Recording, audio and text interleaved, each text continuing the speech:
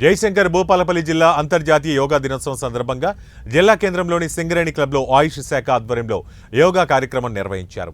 ఈ కార్యక్రమానికి జిల్లా అదనపు కలెక్టర్ వెంకటేశ్వర్లు ముఖ్య అతిథిగా హాజరయ్యారు. ముందుగా జ్యోతి ప్రజ్వలన చేసి కార్యక్రమాన్ని ప్రారంభించారు. అనంతరం ఆయుష్ శాఖ సిబ్బంది మరియు తదితర జిల్లా అధికారులతో కలిసి యోగాసనాలు మరియు యోగా మెడిటేషన్ చేశారు. ఈ కార్యక్రమంలో జిల్లాలోని అధికారులు, ఆయుష్ శాఖ సిబ్బంది మరియు తదితర అధికారులు పాల్గొన్నారు. కాక మన తెలంగాణ రాష్ట్రానికి సంకల్పంతో జై తెలంగాణ, జై భారత్, జై ఆయుష్మాన్. మీరు చేస్తున్నప్పుడు మీ యొక్క చూపు కూడా చేతులపైనే ఉండాలి. మీ చేతులను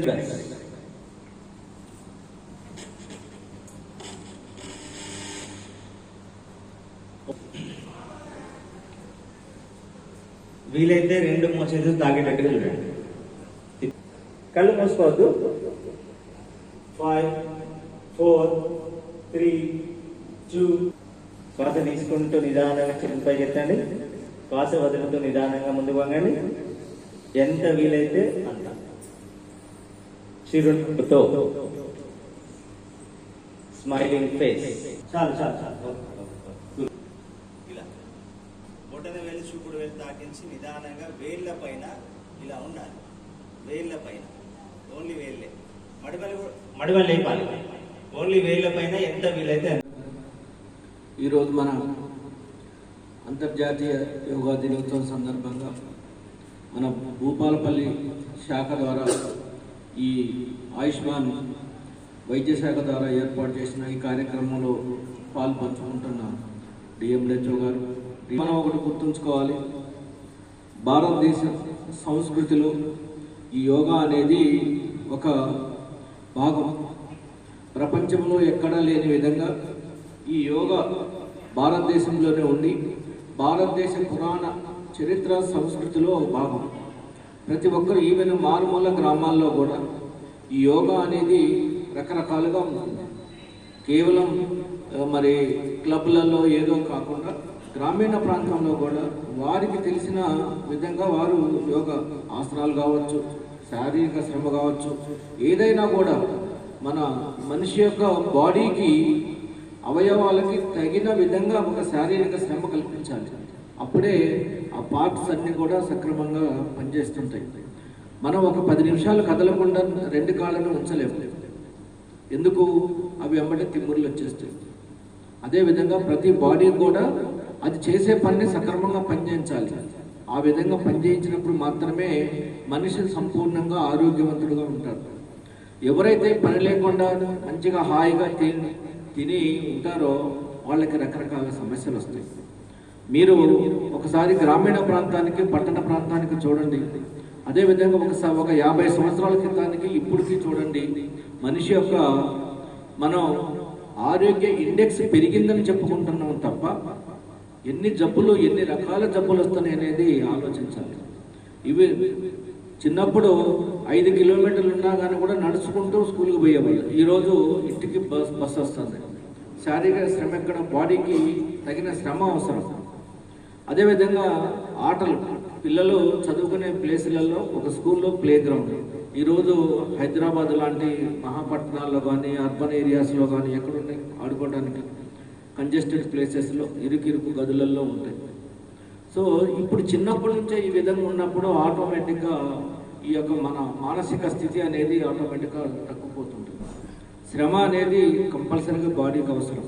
అది ఏ విధంగా కావచ్చు, వాకింగ్ కావచ్చు, యోగాసనాలు కావచ్చు, లేకుంటే క్రీడలు కావచ్చు, ఏదో ఒక విధంగా మన బాడీకి 1 గంట, గంటన్నర సేపు సక్రమంగా మనం అన్ని అవయవాలకి పని కల్పిస్తే అన్ని సక్రమంగా పనిచేస్తాయి. ఆటోమేటిక్గా ఏదైనా మన శరీరంలోనికి అనుకోని సంఘటనలు జరిగినా కూడా, ఏదైనా వ్యాధి వచ్చినా కానీ కూడా దాన్ని నియంత్రించే శక్తి మనకి పెరుగుతుంది బాడీలో. అది గుర్తుంచుకోవాలి. ముఖ్యంగా మనకి 2 సంవత్సరాల కింద వచ్చిన కరోనా మీ అందరికీ తెలుసు. కరోనా ఎక్కడ విపరీతంగా వచ్చింది, ఎక్కడ ఎక్కువ చనిపోయారు అనేది మనం లెక్కలు తీసినట్లయితే అమెరికాలో న్యూయార్క్ భయంకరంగా ఎక్కువ మంది చనిపోయారు. కారణం ఏంటి? అక్కడ మొత్తం కూడా ఏసీలు. అదే మరి మారుమూల గ్రామాలు, మన ట్రైబల్ ఏరియాస్ కానీ ఇంకా కుగ్రామాలు కానీ అక్కడ అసలు కరోనాను గురించి పట్టించుకున్న వాళ్ళు లేరు. ఎందుకంటే వాళ్ళకి శారీరక శ్రమ ఉంటుంది, పోయి శ్రమ చేస్తుంటారు.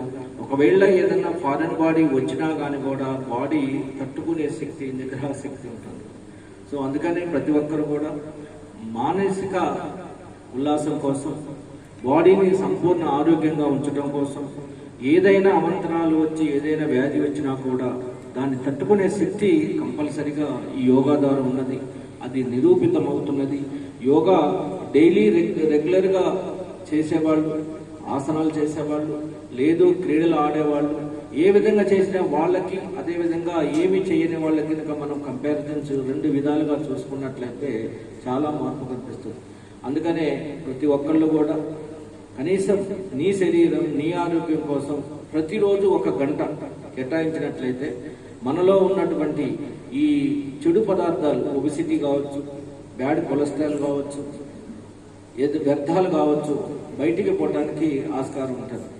పొద్దున్నే 1 గంట మనం చక్కగా నడిచినట్లయితే బాడీ ద్వారా, శ్రమ ద్వారా, శరీరంలో వచ్చేటటువంటి చెమట ద్వారా చాలా పనికిరాని వ్యర్థాలంతా కూడా బయటికి పోతుంటాయి.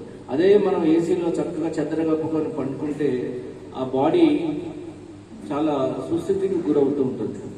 అదేవిధంగా వేకువజామున 5ంటికి లేచే వాళ్ళకి, 7ంటికి లేచే వాళ్ళకి కూడా ఆరోగ్య స్థితిలో మార్పు ఉంటుంది. సో 5ంటికి లేచే వాళ్ళు చాలా యాక్టివ్గా ఉంటారు, కాలకృత్యాలు తెచ్చుకుంటారు, మంచిగా యాక్టివ్గా ఉంటారు. 7ంటికి లేచే వాళ్ళకి ఇంకా బద్ధకం ఉంటుంది. రాత్రి 11 దాకా ఉంటారు, చక్కగా మంచిగా పడుకొని సుస్థితి అనేది ఇంకా పెరుగుతూ ఉంటుంది. అందుకని మనిషి సంపూర్ణంగా ఆరోగ్యవంతుడుగా ఉండాలి అని అంటే కంపల్సరిగా మన శరీరానికి కొంత శ్రమ అవసరం. ఆ శ్రమ ఏ విధంగా అయినా ఉండదు. అదేవిధంగా వ్యవసాయదారులను చూసుకుంటే కొంత మనం పనిచేస్తూ ఉంటాడు. అదేవిధంగా కూలికి పోయే వాళ్ళని చూసుకున్నట్లయితే. కానీ మన అర్బన్ ఏరియాస్లో ముఖ్యంగా ఎంప్లాయీస్ అటు ఆఫీసు ఒత్తిడి కానీ, ఈ విధంగా కానీ ఈ ఒత్తిడిని తట్టుకోవడానికి కంపల్సరిగా మానసిక స్థితిని కంట్రోల్లో ఉంచుకోవడానికి ఈ యోగా కానీ తప్పనిసరిగా అందరూ కూడా చేయాలి. అది యోగా కావచ్చు, వాకింగ్ కావచ్చు, క్రీడలు కావచ్చు, ఏదో ఒక విధంగా ఆ గంటన్నర సేపు మనం అన్నీ కూడా మర్చిపోతాం. ఆ మర్చిపోయినప్పుడు మైండ్ కొంచెం ఫ్రెష్గా, పరిపూర్ణంగా వికాసించడానికి, అదేవిధంగా మన బాడీలో ఉన్న ఆలోచనలన్నీ కూడా నెమరు వేసుకోవడానికి పనికొస్తుంది. ముఖ్యంగా విద్యార్థులు కానీ వాళ్ళు చదువుకునేటప్పుడు గతంలో జరిగింది కాసేపు ప్రశాంతంగా ఉండి మళ్ళా కొత్తగా చదివేది మెదడులోకి మనం ఇంజెక్ట్ చేయడానికి కూడా పనికొస్తాయి. ముఖ్యంగా ఉద్యోగస్తులు, అర్బన్ ప్రాంతంలో ఉండే వాళ్ళు దీని ఆరోగ్యాన్ని చాలా అశ్రద్ధ చేస్తున్నారు. ఇమీడియట్గా ఏదైనా రాగానే ఏం చేస్తున్నారు, టాబ్లెట్ కొనుక్కుంటున్నారు, వేసుకుంటున్నారు. ఆ విధంగా వేసుకోవటం వల్ల బాడీలో ఉన్న రెసిస్టెన్స్ పవర్ కూడా పెరిగి ఇంకా మందులకు అలవాటు పడిపోతుంది. సో ఆ విధంగా పెరిగిపోవటం వల్ల మందులు ఇంకా ఎక్కువ వాడటం వల్ల కానీ బాడీని మనం సక్రమంగా కంట్రోల్ చేసుకునే స్థితిలో లేకపోతున్నాం. సో ఆ విధంగా మనం అందరం కూడా ఈ అంతర్జాతీయ యోగా దినోత్సవం సందర్భంగా ప్రతి ఒక్కరూ కూడా కుటుంబ సభ్యులు